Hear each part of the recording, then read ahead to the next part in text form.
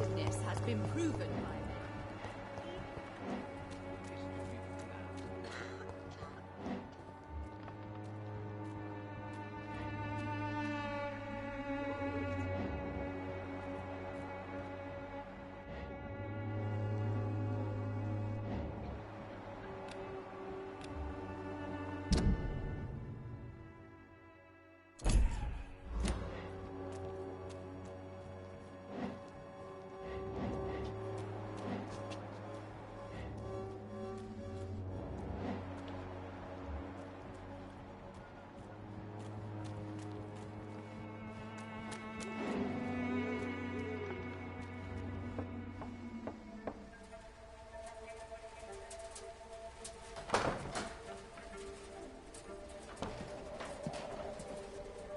A strange man was at the door with a pass for our medical facility. I refused him entry.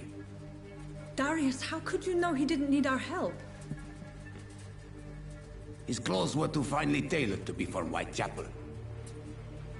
Perhaps just a friend of that stray poet who is always about. Richard Nethercott? No, not of the same cloth, this man. I suspect some machination from that journalist. Clayton Darby. Is he still asking questions? Yes. I saw him drifting around St. Mary's Church. I swear he is tracking me just downwind.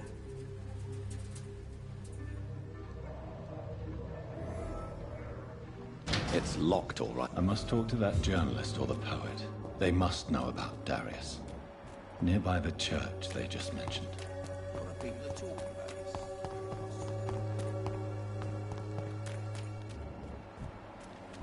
No, please, I don't have your money. Come on, Barrett, you know the game we play for peace of mind.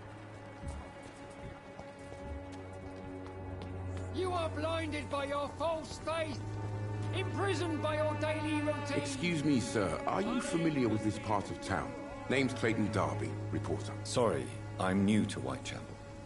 But perhaps you could help me since you're a journalist. My name is Jonathan Reed. Dr. Reed, the famous surgeon. I'll gladly help if I'm able, sir. I heard you're investigating an underground medical dispensary in Whitechapel. What do you know about it? Not much, I'm afraid. They are wary of strangers, and I'm not really an acquaintance of theirs. Why do you care? I'm a doctor, Mr. Darby. I care about everything involving public health and this epidemic. Are you sure you're not just concerned about the repercussions that a scandal involving a certain Nurse Crane from the Pembroke Hospital would bring? Without a doubt, you are a damn fine journalist, Mr. Darby. What do you know of her accomplice, a man named Darius? I don't know much about the man. He's very cautious. Never goes out. Doesn't seem to have any friends or family. He never goes out? No. A few days ago, he unexpectedly did. I followed him, but it was just a ruse to keep me away from his house. Really? How do you know? He went to the nearest mailbox, but just before posting his letter, he ripped it up and threw it away. He has no relatives at all? No. Except for that strange man, a poet named Richard Nethercott, who sometimes comes by. Darius would never let him in. Where can I find this Mr. Nethercott? He spends most of his time lurking around Whitechapel, talking to himself or declaring verses. These days, you can usually find him behind the church.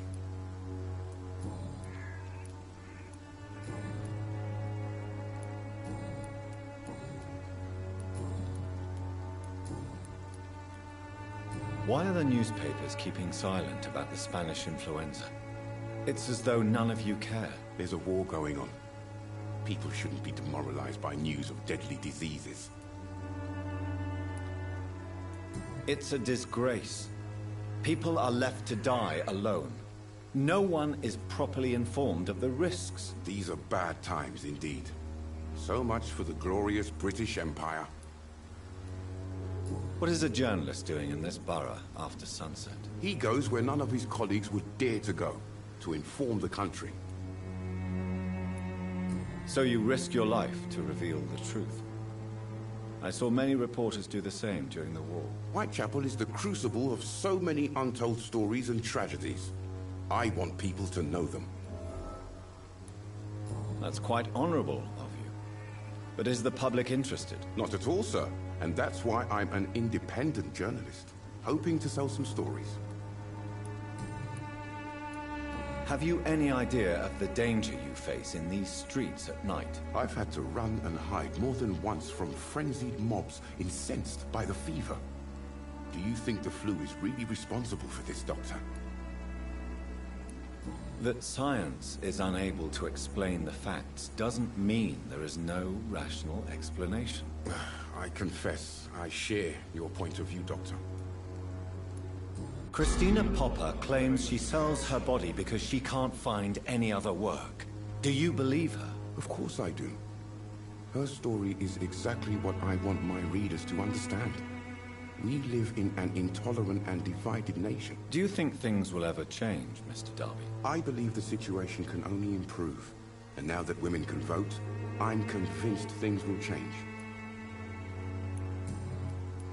Goodbye, Mr. Darby. Farewell.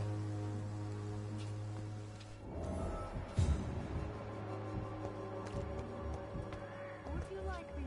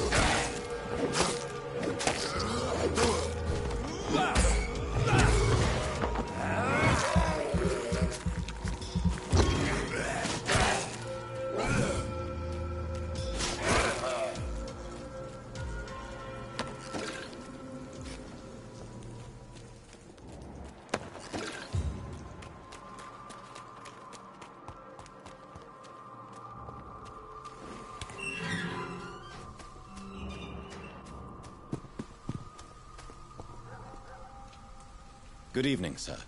I'm Dr. Reed. I would like to ask you a few questions. Please be my guest.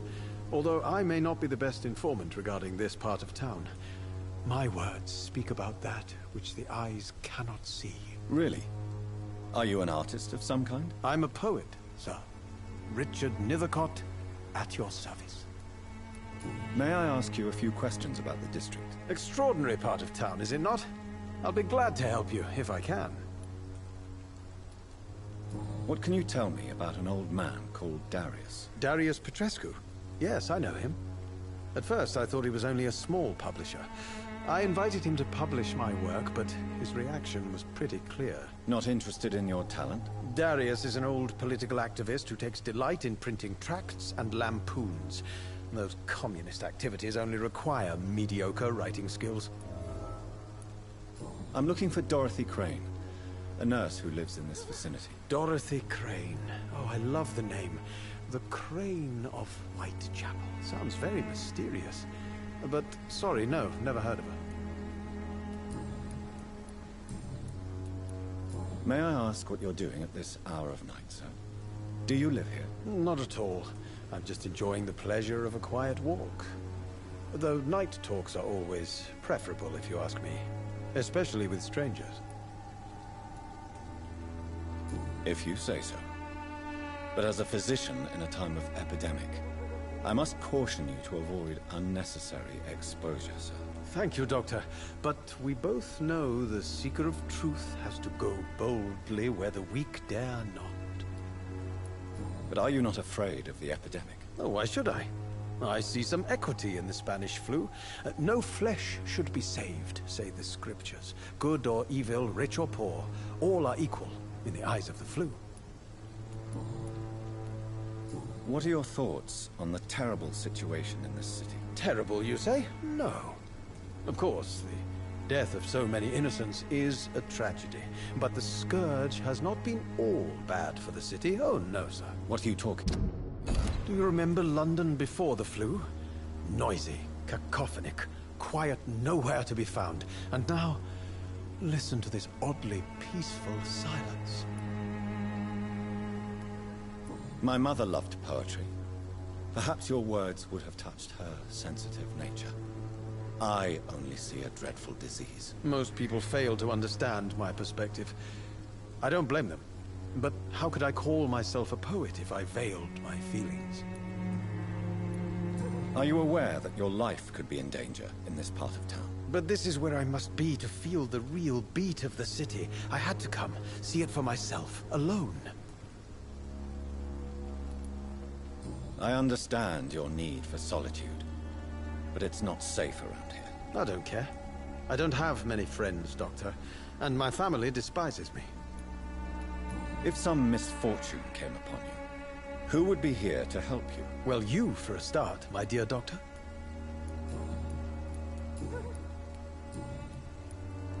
Tell me, Mr. Nethercott, why seek inspiration in Whitechapel? The place is not beautiful per se, but how to explain it? Stirring and challenging. In what way, exactly? The struggle by gaslight, the barren smiles and the added hunger under the rain. If you say so. Such vibrant antagonism and vivid paradox. The stripped humanity raged across each street. Vivid, of course, yes. And what about the poignant distress? Oh yes, the poignant distress. You see what I mean, don't you? That's what I want to write about, and that's what Whitechapel is made of. Do you not think it a little morbid? On the contrary, sir. Whitechapel is full of life, full of beauty. Just like my dear muse, the wonderful Camellia. What can you tell me about Camellia? Not much, and that's the beauty of it. She can't speak, you know. She's a locked mystery who exhales kindness and sweetness. Perhaps you're just afraid to find out the truth about your muse. One day, perhaps, I'll ask her to come with me. But will she still be my wild flower of Whitechapel if she moves uptown? And have you ever tried to learn more about her? Where she lives? How she survives? Whom she may know? Maybe I prefer she remains an enigma. Reality can be so dull, don't you think?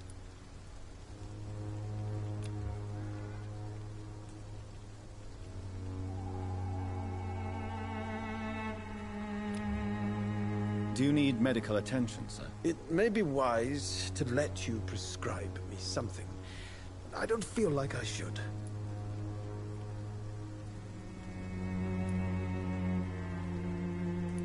I will see you later. I'll leave you alone, sir.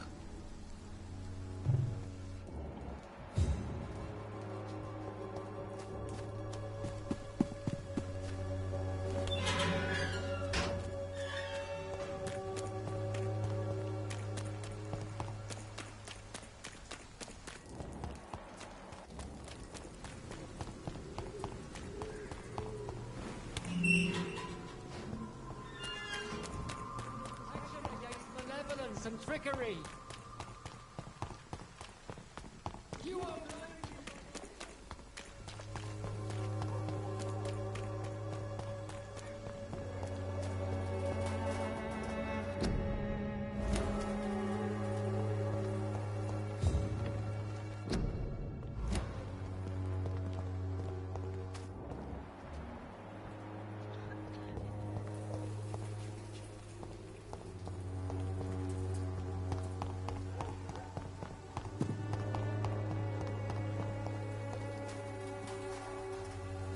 Good evening, miss. I'm Dr. Reed. I'd like to ask you a few questions. I know what you're thinking. A tall stranger who meets a girl in the street at night. It reeks of the penny dreadfuls. But I mean you no harm, truly.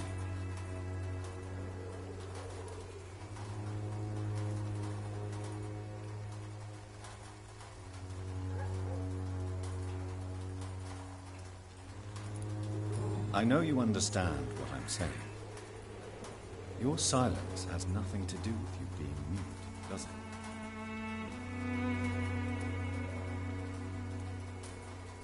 Camellia, I know you work for Dorothy Crane. Please tell me about her secret dispensary. A stubborn and mute comrade. Nurse Crane and Darius Petrescu have been clever.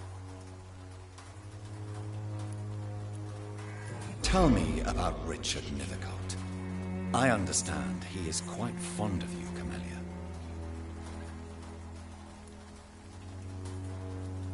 Very well. Goodbye, then.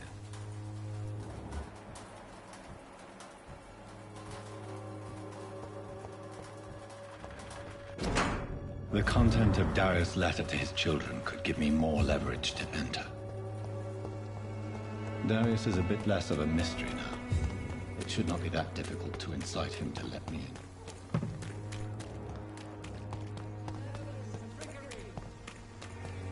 Come on, take a look. Don't be afraid.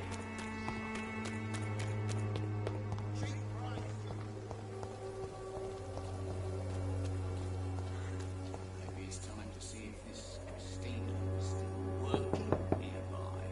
Mr. Petrescu, just 1 minute, please. You again. Go away. Sir, wait. Stop this nonsense. I know Nurse Crane is here. Shall we speak man to man, you and I? All right. Speak up. Don't you see we're on the same side? We fight to help the poor, sick, and abandoned. I'm nothing like you, Mr. Doctor. Yes, you are. You too believe in providing medical care without charge. You know what we have to sacrifice to make the world a better place. I have to admit your words have conviction. All right, I'll let you see Dorothea. Don't make me regret this, though.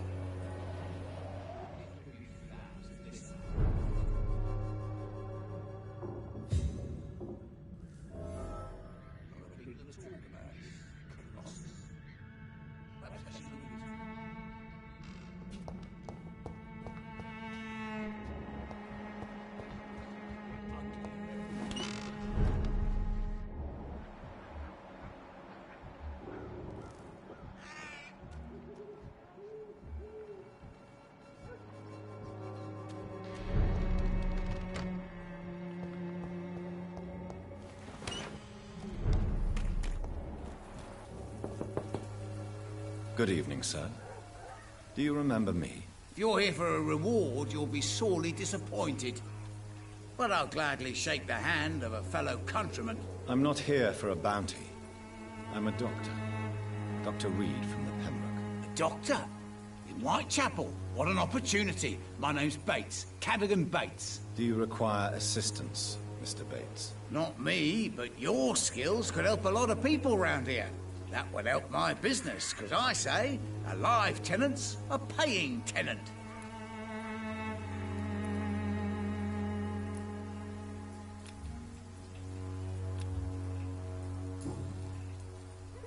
You seem to have recovered well since your attack. Do you ever think about what happened to you? Not much. It was a fucking nightmare. Savages, absolute bloody savages. Their appearance. Jesus. Made me want to puke. You'd better not come back here. I won't be around next time to save you.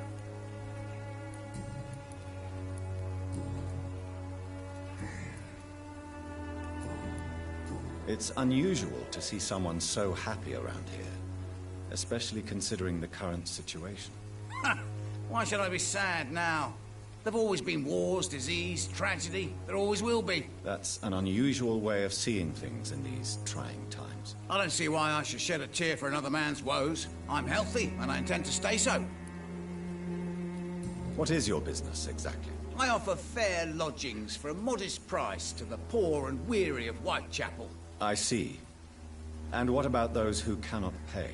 Well, deals can be done, if you know what I mean. Money's not the only currency. After all, I'm not immune to a pretty face.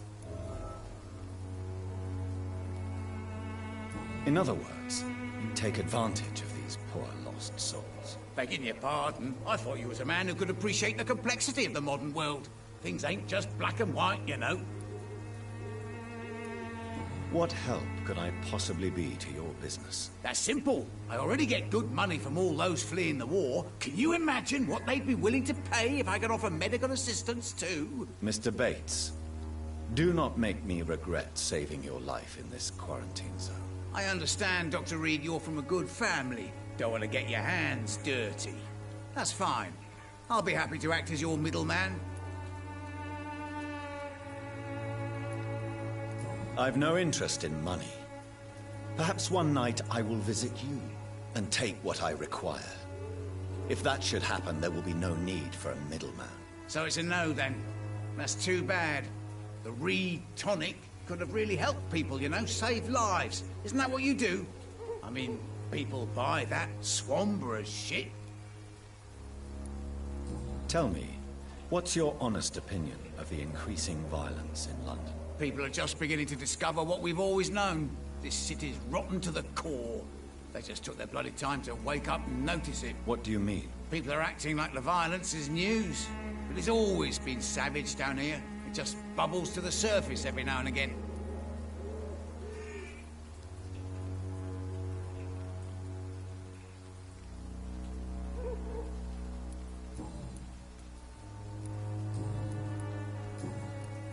I'm looking for Dorothy Crane. She's a nurse.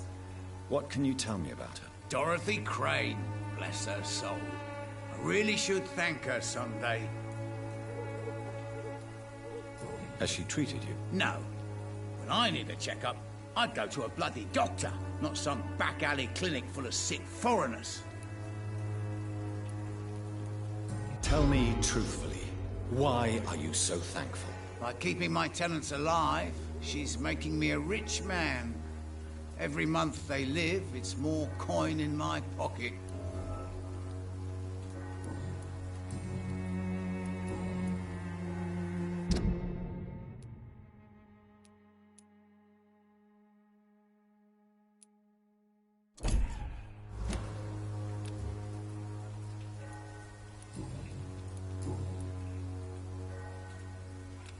Since I took an oath to help people, can I be of assistance? Well, seen better days, that's for sure. But it was bound to happen with all these refugees about. Infecting you is probably the last thing on these people's minds. Take this, in any case. What? You give me this for free? Don't have a clue about this place, do you? Goodbye, Mr. Bates.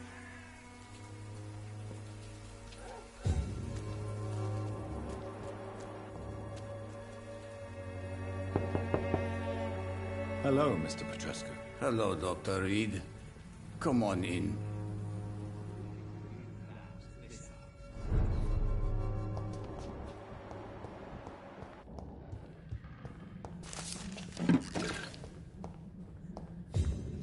It's locked, all right.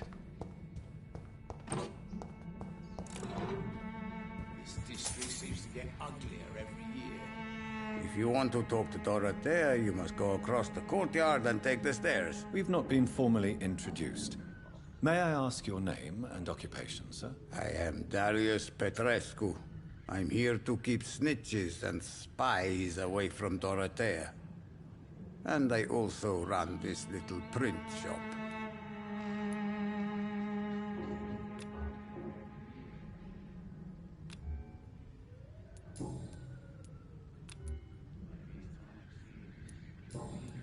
Goodbye, Mr. Petrescu.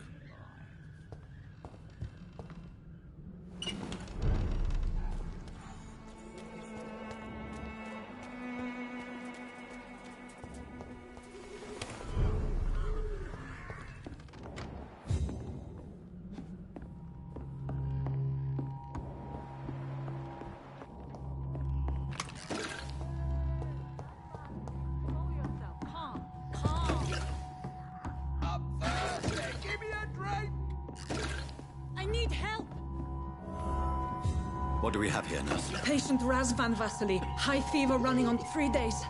Complaints of dizziness, muscle aches, and head pain. Diagnosed with influenza. Treatment? Aspirin and salicin for the fever and discomfort. Liquids for dehydration, but he's having trouble keeping even water down. Thank you, nurse. Anything else I should know? He did lose consciousness this morning, but he's never had convulsions like these. He's not convulsing, he's choking. He's not getting any air. Scalpel! Hand me that skull. What can I do, Doctor? It's too dangerous to operate with these convulsions. Sedative, nurse. Do we have any anesthetics? I'm sorry, Doctor. None at all.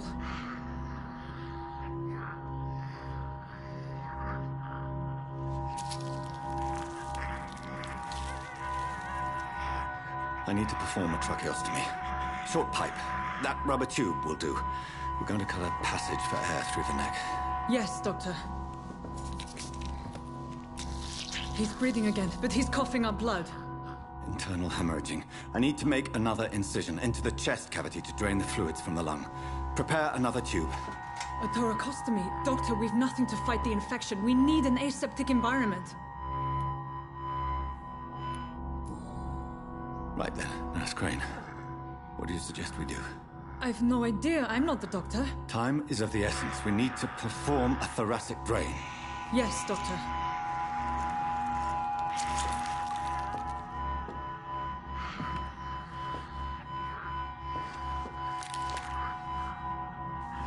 He's still bleeding, Doctor. I'm losing his pulse. The drain must have punctured the intercostal artery. There's too much blood. Are you all right, Doctor? I can't see.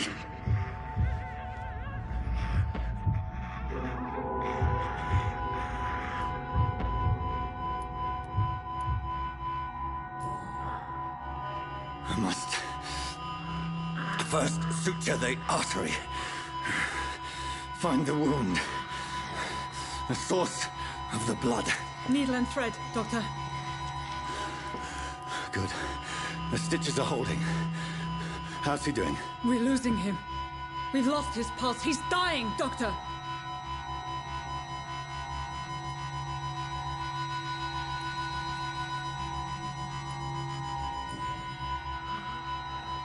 A dose of epinephrine, now. Yes, Doctor.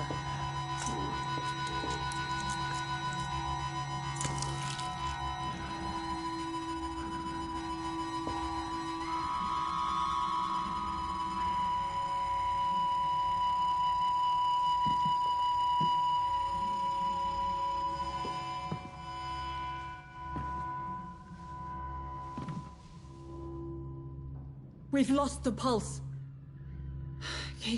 He's gone, Doctor. Nurse, we did everything we could. Truly? Everything you could. Is that how you'll report this in your log? Is this how the war went? Piling up one poor corpse beside the next? This was not an influenza-induced seizure. I've never seen symptoms like these on the continent. Neither have I. But the previous symptoms leading up to this attack were the same, indistinguishable from the epidemic. No. There was something more vile in these reactions. Something primitive.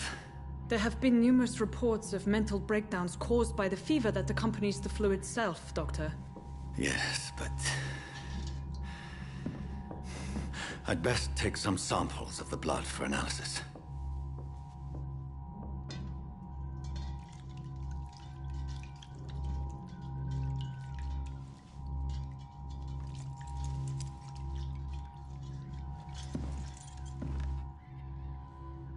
I doubt you're here to test my bedside manners.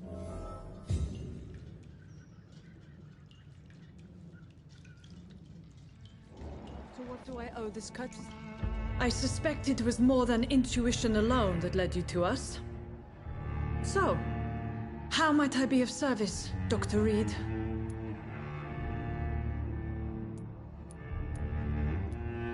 I've come to put an end to this insufferable blackmailing, Dorothy.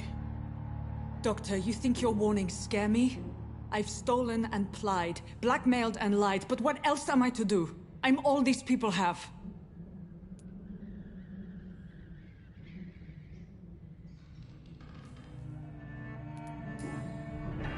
You've convinced me of the sincerity of your actions and their noble justifications. But all the same, blackmail is a crime, and it will stop, Nurse Crane. So, are you going to turn me over to the authorities?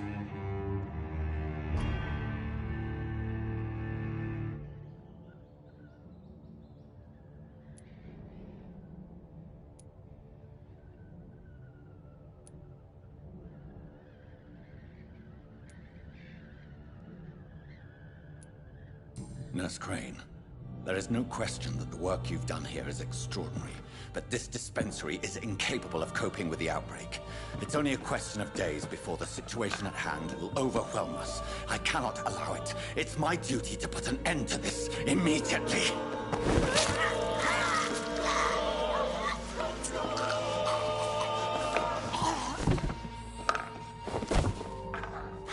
I'm not ashamed. I did what was right. For in the end, I saved lives and you took them. But we had so much in common, Doctor. Don't you see that?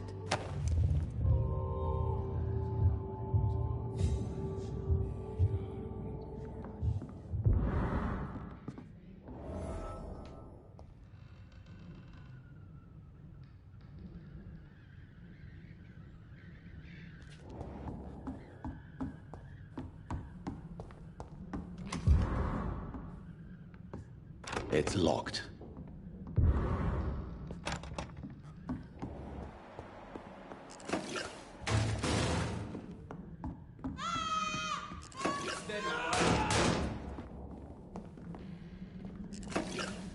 Oh, this one's...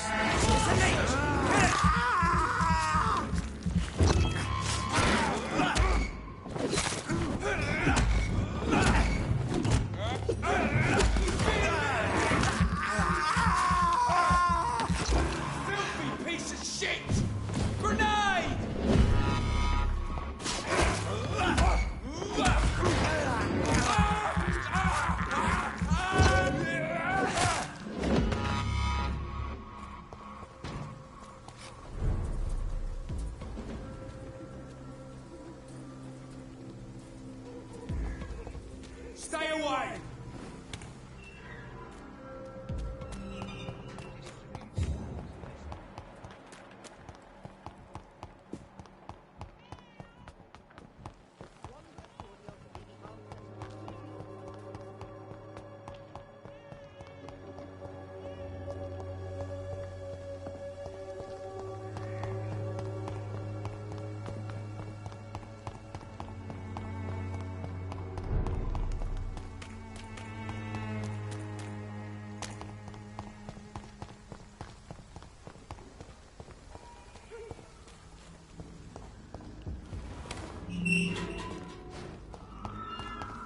Human blood.